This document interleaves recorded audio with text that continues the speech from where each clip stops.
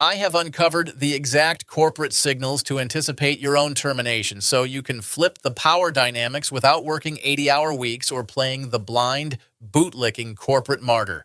You think your blind loyalty buys you safety? Wake up. To the executive board, you are nothing more than deprecated software, taking up space and slowing down the system. You are bleeding for this company to prove you are a team player, while your boss is already treating you like a toxic financial asset, quietly writing down your value to offload you before the quarter ends. Stop pretending you matter. Right now, you are just an expendable, biological placeholder waiting to be liquidated. In this video, I will show you the 4 definitive signs your boss is about to fire you and exactly how to weaponize them. Let's begin. 4. The sudden CYA data harvest. You have been working at this company for 3 years. You know the drill. Normally, you finish a project, you drop it on your manager's desk, they give you a quick thumbs up, and you both move on with your lives. That is how it has always been. Then suddenly the weather changes. You submit a weekly report, just like you always do. But this time, instead of a casual thanks by the coffee machine, you get a formal email. Your boss has meticulously bullet-pointed 3 minor grammatical errors, questioned a data point from a month ago, and here is the kicker, they CC'd the HR director. You panic.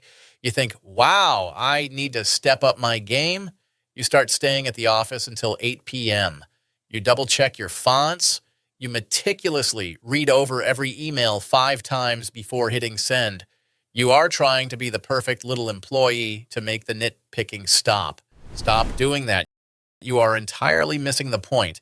Why do you think HR suddenly cares about a 5-minute delay on a random Tuesday?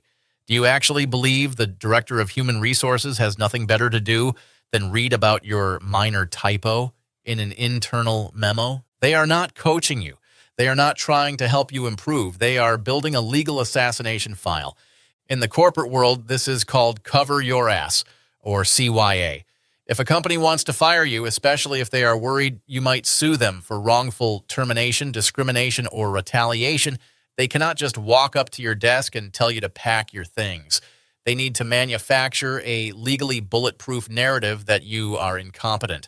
They are harvesting data to build a paper trail.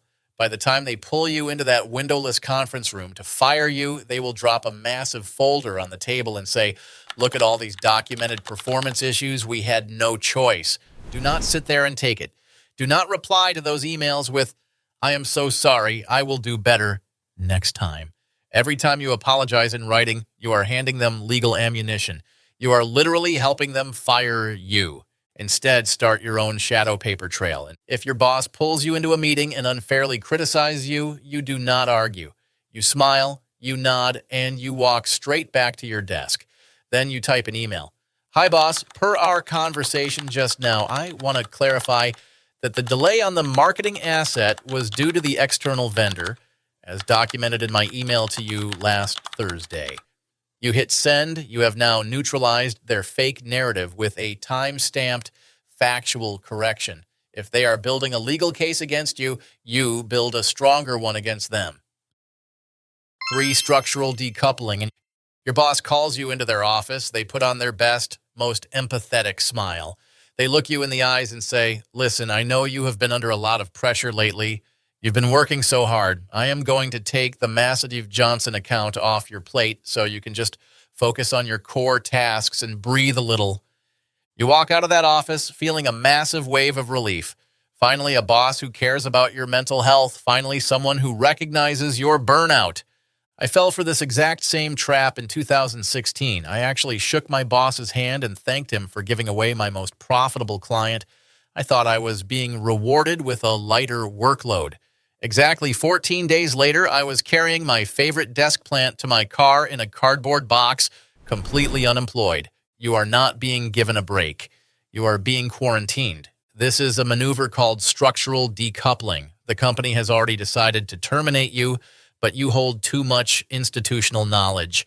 If they fire you today, the Johnson account falls apart, the clients get angry, and the department misses its quarterly targets, so they need to systematically extract your operational intellectual property. They are taking your accounts, your projects, and your responsibilities and quietly passing them to your replacement. Look at your calendar right now. Are you suddenly no longer invited to the strategic planning meetings? Are you mysteriously left off the email chains for the Q3 budget? Are you sitting at your desk clicking between Outlook and Excel, just pretending to look busy because you literally have no actual work to do? If you are nodding along because this happened to you today, you are currently bleeding corporate value. And the only thing more foolish than bleeding out is watching this video without hitting subscribe to learn how to stop the bleeding. Do not go to your boss and beg for your work back. Do not complain to your coworkers that you feel left out. Your coworkers are not your friends. They will absolutely throw you under the bus to save their own paychecks. Instead, use the gift they just gave you. They just freed up 30 hours of your work week. Use their time, their electricity, and their Wi-Fi to aggressively network. Polish your resume. Take virtual interviews in your car during lunch. Use your current fancy job title to leverage a higher-paying executive role at a competitor. Let them think they are slowly managing you out while you are secretly using their payroll to fund your own aggressive job search. If you think being isolated from your projects is bad, brace yourself, because sign number 1 is a psychological warfare tactic so dark that corporate HR departments literally spend millions training managers to use it against you. I am going to reveal exactly how to flip that trap on its head, but you won't survive it unless you understand how they set the stage with sign number 2. Let's break it down. 2. The weaponized PIP. It happens on a Friday afternoon. You get a calendar invite from your manager and HR is attached to the invite. Your stomach drops. You walk into the room and they slide a piece of paper across the table. It is a performance improvement plan, a PIP.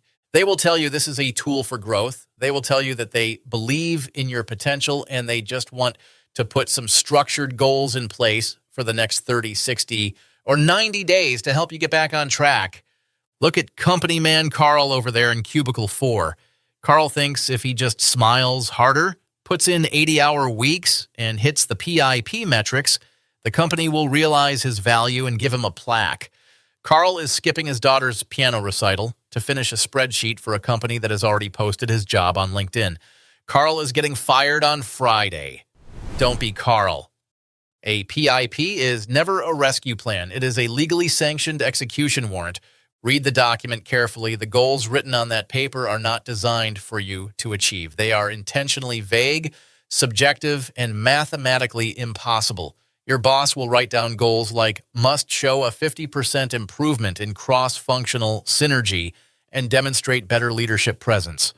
How do you measure synergy? What is the exact metric for leadership presence? You cannot measure it, and that is exactly the point, because at the end of the 60 days, no matter how much blood, sweat, and tears you poured into the company, your boss can simply look at you and say, well, your synergy just wasn't quite there yet. We have to let you go. The PIP is just the final piece of the paper trail. It proves to a judge that they gave you a fair chance to improve before they fired you. The second you sign a PIP, the psychological contract between you and the employer is dead. The relationship is over. Stop trying to beat a rigged game.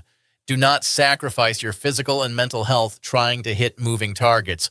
Immediately shift your mindset from loyal employee to ruthless negotiator. When they hand you a PIP, you should immediately start consulting an employment lawyer in the background. Look for leverage. Did they put you on this PIP right after you took medical leave? Did they hand you this document shortly after you complained about unpaid overtime? That is retaliation, and that is your leverage. You stop doing the extra work. You do the absolute bare minimum required by your contract so they cannot fire you for outright insubordination, and you prepare to negotiate a severance package. Let them buy you out. 1. Constructive discharge. This is the boss-level secret. This is the dark corporate truth that companies pray you never figure out. The vibe in the office shifts completely. Your boss stops making eye contact with you. When you do have a one-on-one meeting, they look at you with this fake, pitying expression and say things like, you just don't seem happy here anymore. Maybe this culture just isn't the right fit for your specific working style. Have you thought about what else might be out there? Suddenly, your daily life becomes an absolute suffocating hell. Your desk gets moved to the dark corner near the bathrooms. Your schedule gets changed without warning. You are given the absolute worst, most degrading tasks that belong to an intern, not a senior manager. You question your own sanity. The psychological warfare is so heavy, you wake up with panic attacks. By Wednesday, you are staring at your steering wheel in the parking lot, desperately wanting to walk into your boss's office, slam your badge on the desk, and yell, "I quit," just to make the pain stop. Hold your ground. Do not say a word. Here is the brutal reality. They do not want to fire you. Firing you is incredibly expensive. If they terminate you without airtight legal cause, they have to pay you a severance package. They have to pay out your accrued vacation time. Their corporate unemployment insurance premiums will skyrocket, and they open themselves up to massive legal liabilities if you decide to sue. They do not have the budget to fire you, and they do not have the guts to look you in the eye and do it. So they resort to the ultimate coward's tactic, quiet firing. In legal terms, this is called constructive discharge.